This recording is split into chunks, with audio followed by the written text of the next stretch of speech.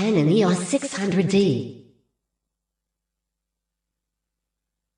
Ever since Canon introduced its original digital Rebel back in August 2003, famously the first affordable digital SLR, the company has continually developed and refined its entry-level line with ever more frequent releases, adding in more and more features in the process.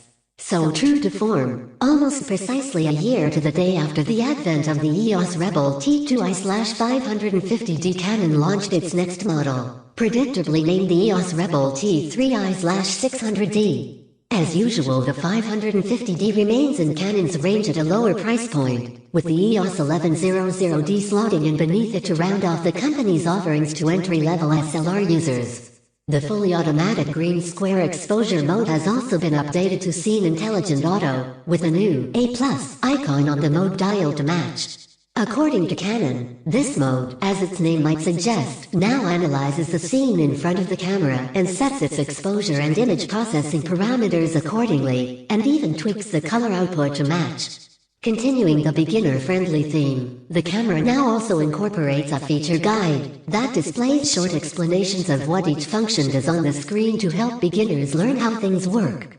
There's an intriguing video snapshot movie mode too, that's borrowed from Canon's camcorder range. This is based on the idea that movies are often more interesting when stitched together from a number of short takes, rather than one long continuous clip. It therefore limits movie recording to short snippets of 2, 4, 8 seconds, then plays them back sequentially as a composite movie, with the option of adding a soundtrack to help tie them together. This, in effect, allows you to produce complex, multi-take movies without having to resort to computer editing. What hasn't changed at all, though, is the camera's core specification, making the 600D the first camera in the line that hasn't gained a higher resolution sensor or new processor. So Canon's tried and trusted 18MP APS-C CMOS sensor is still in place, along with its sensitivity range of ISO 100/6400, expandable to 12,800, and 3.9 FPS continuous shooting. Likewise, the 9-point autofocus and 63-zone metering systems are unchanged. This means that the 600D is unlikely to bring any surprises in terms of image quality. On the movie front, the camera retains its predecessor's approach too, offering full HD recording via dedicated position on the camera's mode dial, with full manual control available for those who want it. There's a new digital zoom function, offering 3-10x magnification, and the 600D also has sound recording level control built in, with a stereo sound meter to help judge the right setting.